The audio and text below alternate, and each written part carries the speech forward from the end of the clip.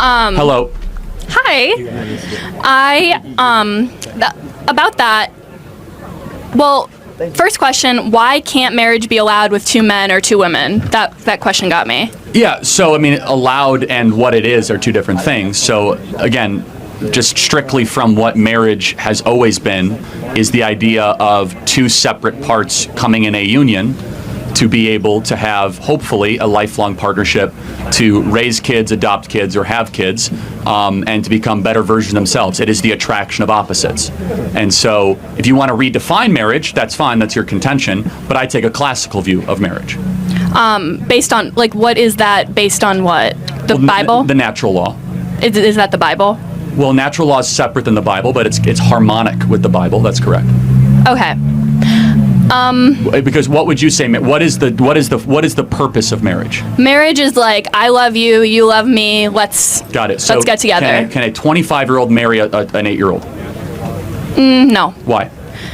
because that 8-year-old is not ready. Like they Got it. So at are some not point, adults. so then let's build out your definition more. Then love each other, but also what? What is the purpose? What is the destination of marriage? We are two adults. We love Got each it. other. Fair enough. Okay, we love each other. End of story.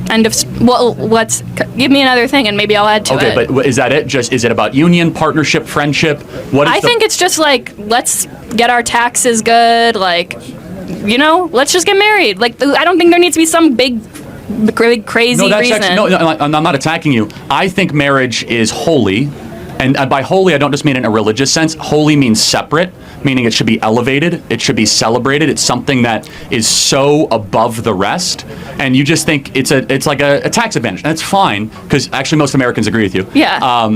I think marriage is something where we should drop everything, like, wow, two separate parts have just made a lifelong covenant with one another to learn about the other and to grow with each other, and it's difficult, and I think that we've lost that.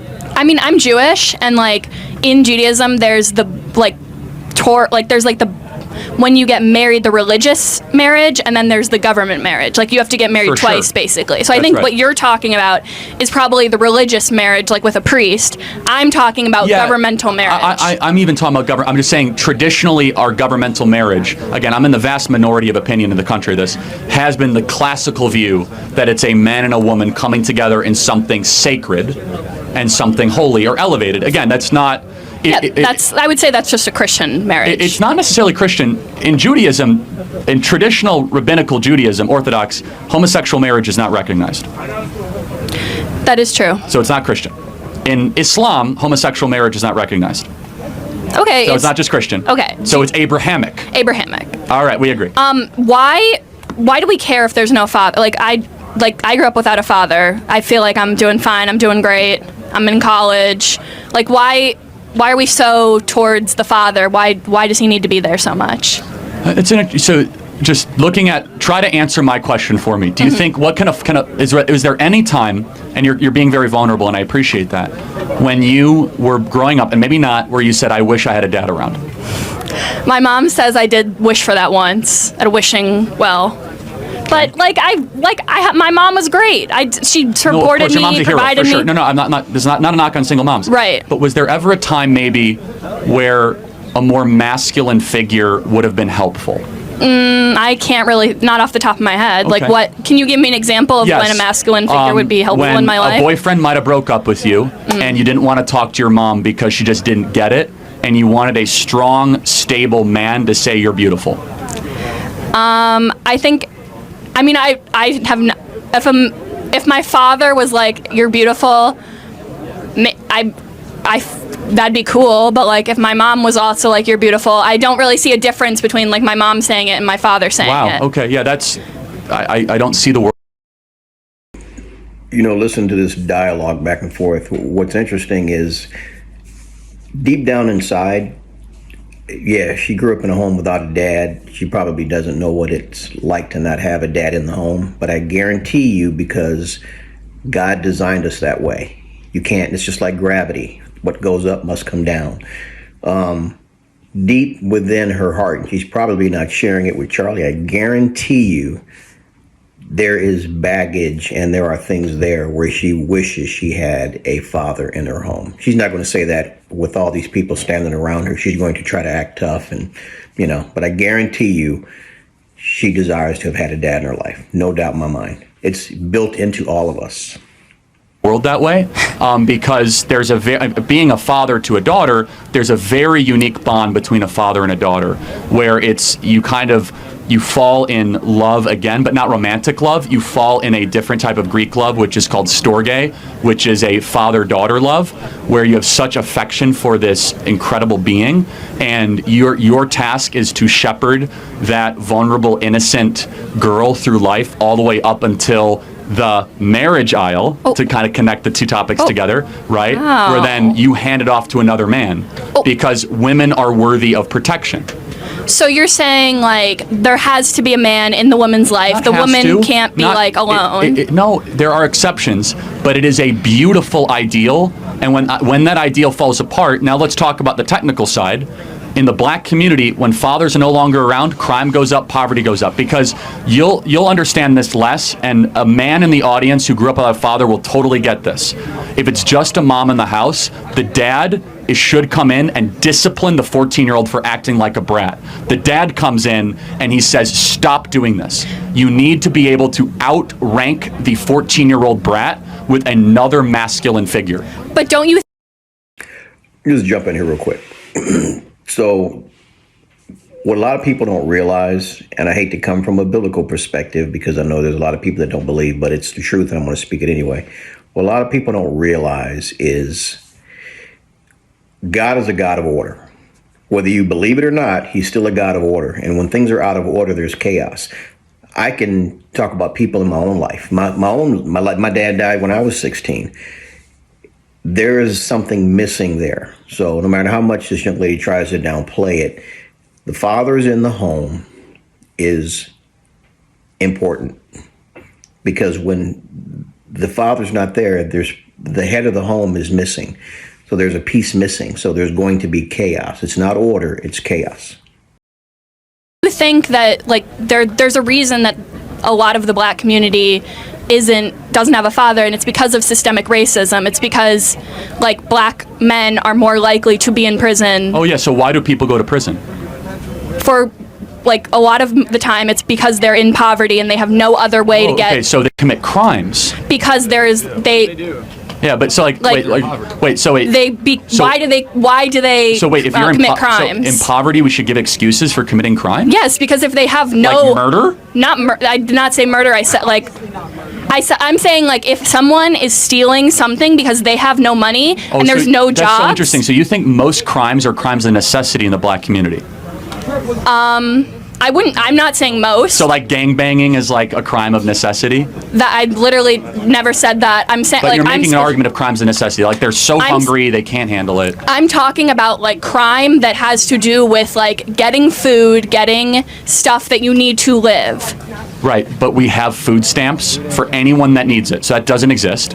We have subsidized housing for anyone that needs it, so that doesn't exist. We have free health care for any poor person that wants it, called Medicaid, that doesn't exist. We also have welfare, cash, for anyone that wants it, so that doesn't exist. So what is it they're missing that they need to go, sorry about that. Well, the food, like, a lot of food stamps might not cover all of what they need, and also housing is, like, there's not unlimited housing. A lot of people who are unhoused have to, like, go to shelters, and then they get kicked out of shelters because there's a mandatory stay limit. So it's not like you just get a house. It's not a stuff thing, though, right? It's like, if you need stuff, there's also tons of charities out there that can provide assistance, churches. You will not go hungry in this country. You will not starve in this country. Yes, you will. There's, like, no, we have an you've been on obesity State problem. Street? We have an obesity problem, not a starvation problem in this country. What are you talking In about? State Street, if any one of those people went to the local Episcopalian church or Methodist church, they will get fed. I guarantee it. If they go to a local food shelter, they will get fed. Okay, but I'm talking, housing. For housing. If we have Section 8 subsidized housing in this country, right? If you want to have a roof over your head, you can have a roof over your head. With, like, thousands of rules, and you can't do Yes, of course, yes. I mean, it's not ideal, but the point is this. So let's just go back to the crime and necessity, right? Mm-hmm. So why do people commit crimes? I'm not saying why all people commit crimes. I'm saying there are people who commit crimes because they have no other choice. Got it. So why is it that other people that are as poor as they are in separate racial groups don't commit crimes at the same rates? For example, blacks are 13% of the population and they commit over 50% of the crimes. Why is that? Black people, I would say, not blacks. Okay, but it's not. I could say whites and you wouldn't care. So anyway, yeah, hold on. Right? I can say Hispanics, you wouldn't care. So don't I police think I might, my language. But whatever. I'm not policing your language. I'm just saying I would say black Fair people. enough. But the insinuation is that I'm being racist. But that's fine. Okay, that's Yeah. your opinion. Yeah. But so black Americans are 13% of the population and commit anywhere between 50 to 56% of murders, crimes, carjackings. Why is that? Well, what percentage of the white population is living in the same level of poverty? Got it. So there's twice as many white Americans in poverty as black Americans. Not the same percentage, but still, if you look at white Americans in poverty, they commit far less crimes than black Americans in poverty. Why is that? Maybe it's because when you're in a store, like they follow black people and they don't follow white people. What about murder?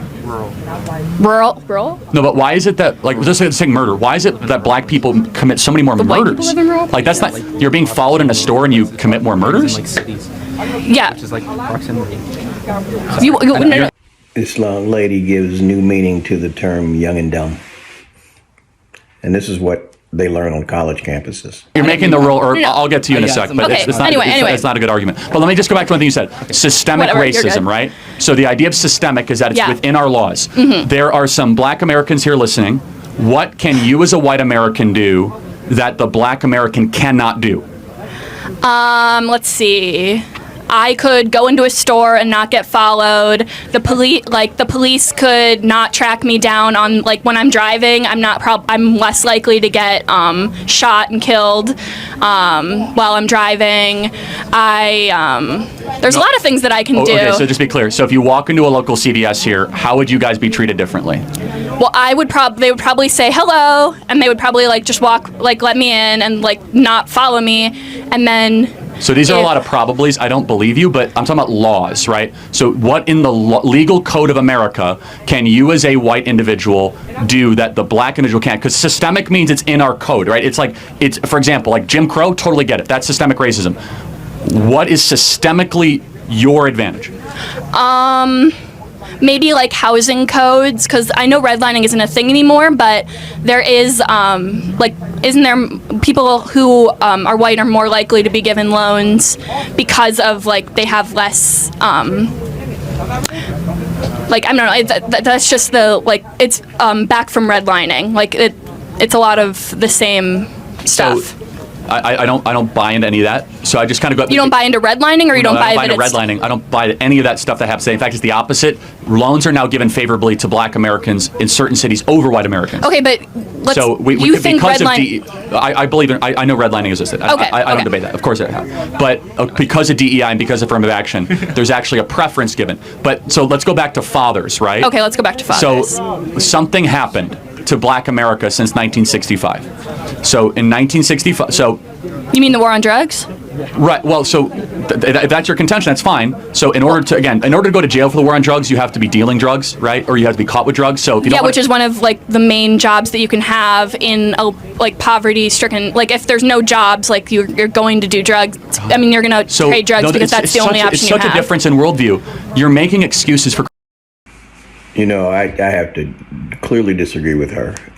Selling drugs is a choice, okay? There are plenty of stories, and I guarantee you, and I hope some of you guys drop some comments in the comment section, that grew up in these kind of areas that were plagued with poverty and blight and welfare and all that, and they still made something of themselves and didn't use that as an excuse. She's wrong on that one. Criminals. Yeah, and what an insult to poor immigrants that came to this country that didn't commit crimes and worked 2 or 3 jobs and worked themselves out of poverty and didn't decide to go deal coke. Well, my father is a white immigrant from Poland, and he committed crimes, and he's fine now. So did he go to jail? Yeah, he did. I thought there was systemic racism. I thought that doesn't happen very much. I never said white people don't go to jail. I said they go more, and you're saying that white immigrants are fine and they don't. No, I'm it's saying far that less, actually. I'm glad he went to jail if he committed a crime. I think it's terrible. Yeah. So, well, but at the core of it, we have a difference in worldview, right? My worldview is I'm not sympathetic to people that steal, that loot, and murder, because that's a values problem. And I don't like making excuses for people that do things that are obviously destructive. Secondly, we have a problem in Black America. The biggest problem is not racism, it's the lack of dads. If dads are around, kids flourish. And you know who agreed with me? Barack Obama.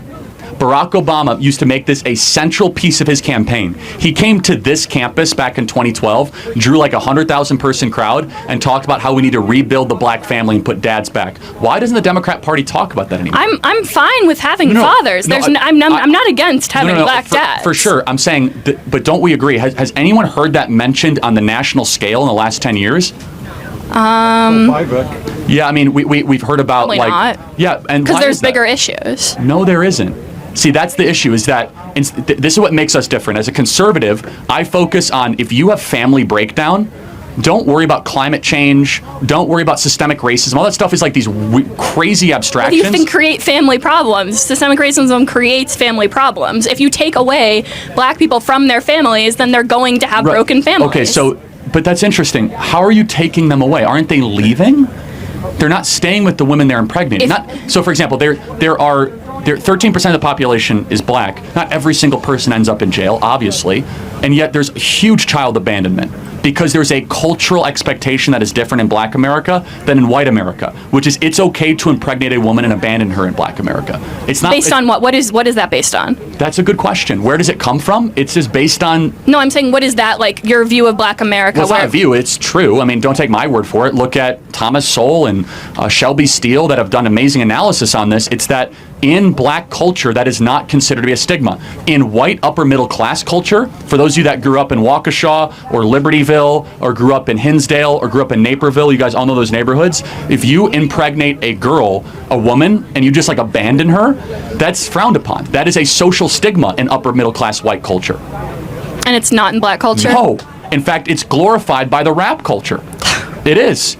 I think Yes. rap culture is showing what happened. I don't think it's. Do you think that the songs that are the most popular in Black America are uplifting Black America to be better versions of themselves? I think the most popular, like Nicki Minaj, Cardi B. Do you think that they're like empowering people to be great? Well, I do think Cardi B and Nicki Minaj are empowering. But when you talk about like wow, black, like let's go like Kendrick or whatever, like.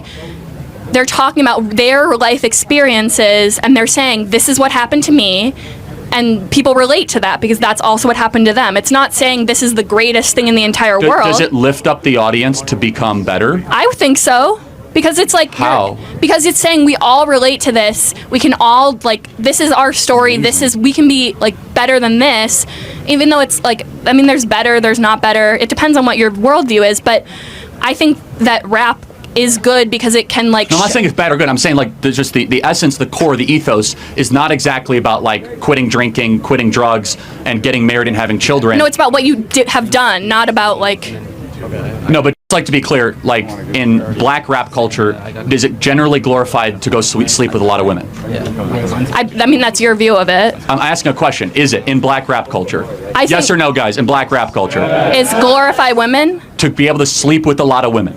I mean, I think that's one aspect, yeah. Okay, so let's just take that aspect. Because it's a luxury that people can do. And, like, it's one of the things that people can do and everyone can relate to.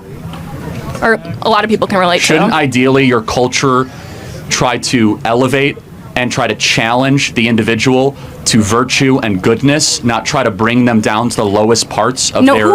I'm not saying that they are bringing them down. I'm saying that this is what they are doing and they are sharing their experiences. They're not saying this is the best thing in the entire world. They're saying this is what I have been through. Like sleeping with a lot of women. Yeah. Or like gang violence and, you know... I mean, if that's what, like, a lot of people have been through gang violence because that's what's happening in their neighborhoods. They feel like that's the only option. And you might know that that's not the only option, but when you are living in that neighborhood and you don't see any jobs, this is how your family was raising you, what other option do you have? And once you're in it, it's really hard to get out. So got it. You talk about systemic racism and that being a major driver of, Black America Would you rather have that black kid have a role model be Kendrick Lamar or Clarence Thomas? Kendrick, obviously.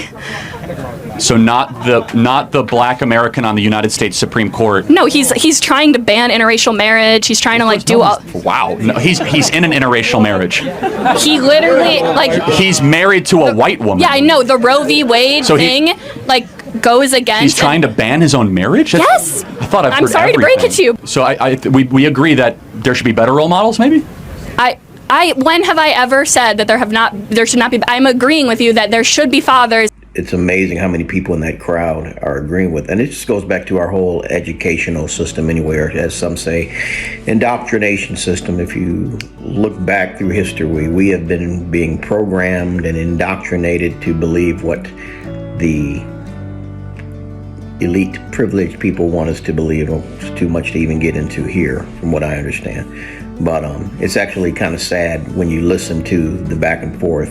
You can clearly hear the immaturity. You can clearly hear the lack of understanding, the lack of knowledge. And Charlie Kirk, I love watching him because he brings it from a biblical perspective, and he makes these young people think, because they're probably not getting it anywhere else. They're definitely not getting it in the classroom, because the classrooms are pushing the propaganda, everything that's anti-God, and it's sad when you really think about it. So kudos to Charlie for doing what he does. Again, make sure you hit the like button because it helps with the algorithm. Also subscribe to the channel if you haven't already done so, or you're going to miss all this great content. Anyway, love you guys, and I will check you on the next one. Later.